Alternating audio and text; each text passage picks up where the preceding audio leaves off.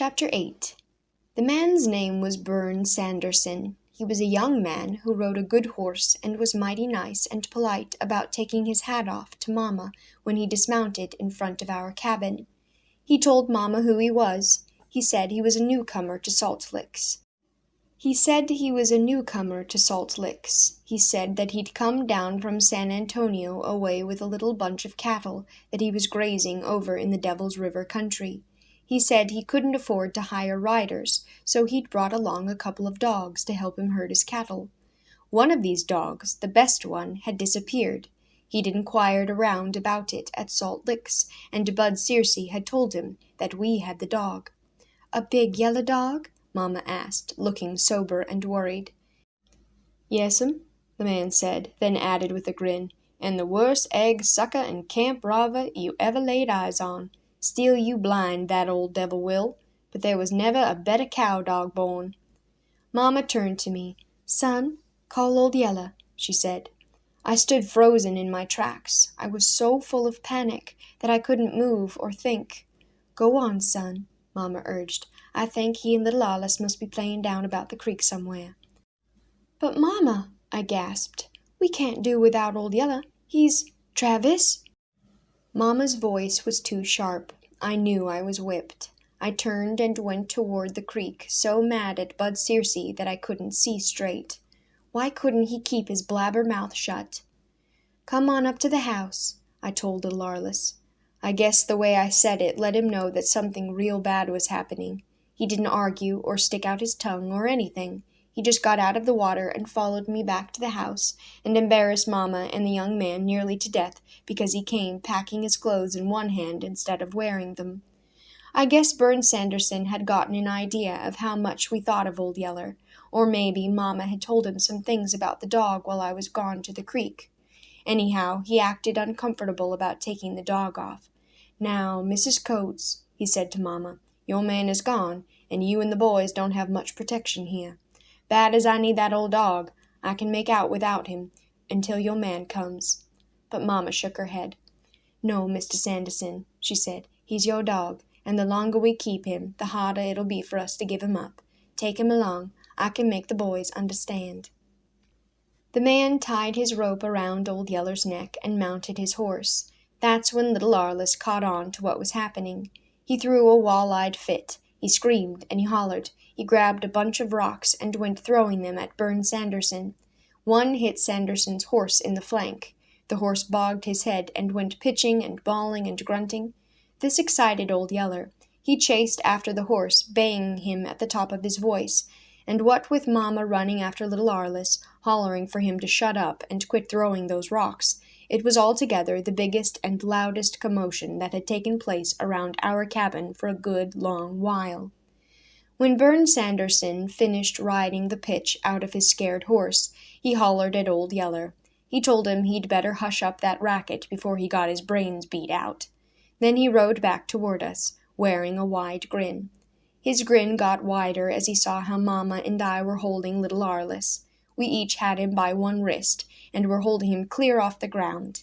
He couldn't get at any more rocks to throw that way, but it sure didn't keep him from dancing up and down in the air and screaming. "Turn him loose," Sanderson said with a big laugh. "He's not going to throw any more rocks at me." He swung down from his saddle. He came and got little Arliss and loved him up till he hushed screaming. Then he said, "Look, boy, do you really want that thieving old dog?" He held little Arliss off and stared at him straight in the eyes, waiting for Arliss to answer. Little Arliss stared straight back at him and didn't say a word. "Well, do you?" he asked. Finally, little Arliss nodded, then tucked his chin and looked away. "All right," Bern Sanderson said. "We'll make a trade, just between you and me. I'll let you keep that old rascal, but you've got to do something for me." He waited till little Arliss finally got up the nerve to ask what, then went on. "Well, it's like this. I've hung around over here in that cow camp, eating my own cooking, till I'm so starved out I don't hardly throw a shadow. Now, if you could talk your mama into feeding me a real jam-up meal of woman-cooked grub, I think it would be worth at least a one-eared yeller dog. Don't you?" I didn't wait to hear any more. I ran off. I was so full of relief that I was about to pop. I knew that if I didn't get out of sight in a hurry, this Bern Sanderson was going to catch me crying.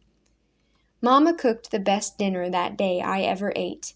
We had roast venison and fried catfish, and stewed squirrel and black-eyed peas, and cornbread and flour gravy and butter and wild honey and hog plum jelly and fresh buttermilk.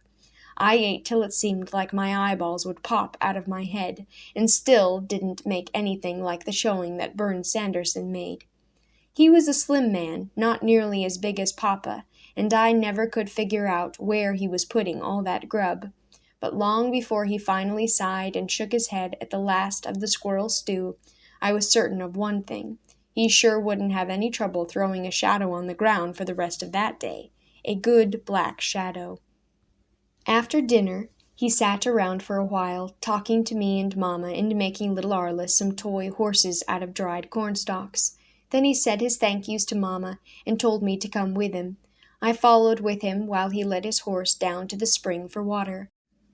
I remembered how Papa had led me away from the house like this the day he left, and knew by that Bern Sanderson had something he wanted to talk to me about. At the spring he slipped the bits out of the horse's mouth to let him drink, then turned to me. "Now, boy," he said, "I didn't want to tell your mama this. I didn't want to worry her, but there's a plague of hydrophobia making the rounds, and I want you to be on the lookout for it."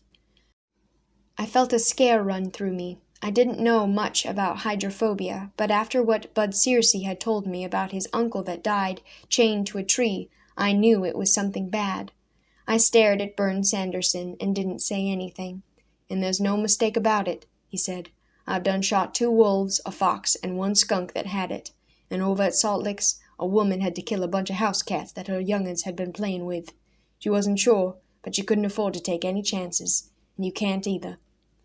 "But how will I know what to shoot and what not to?" I wanted to know. "Well, you can't hardly tell at first," he said. "Not until they've already gone to foaming at the mouth and are reeling with the blind staggers. Any time you see a critter acting that way, you know for sure. But you watch for others that aren't that far along. You take a pet cat. If he takes to spitting and fighting at you for no reason, you shoot him. Same with a dog. He'll get mad at nothing and want to bite you. Take a fox or wild cat. You know they'll run from you. When they don't run and try to make fight at you, shoot 'em. Shoot anything that acts unnatural, and don't fool around about it. It's too late after they've already bitten or scratched you." Talk like that made my heart jump in my throat till I could hardly get my breath. I looked down at the ground and went to kicking around some rocks. "You're not scared, are you, boy? I'm only telling you because I know your papa left you in charge of things. I know you can handle whatever comes up. I'm just telling you to watch close and not let anything get to you or your folks with hydrophobia. Think you can do that?" I swallowed. "I can do it," I told him. "I'm not scared." The sternness left Bern Sanderson's face. He put a hand on my shoulder, just as Papa had the day he left. "Good boy," he said. "That's the way a man talks." Then he gripped my shoulder real tight, mounted his horse, and rode off through the brush. And I was so scared and mixed up about the danger of hydrophobia that it was clear into the next day before I even thought about thanking him for giving us Old Yeller.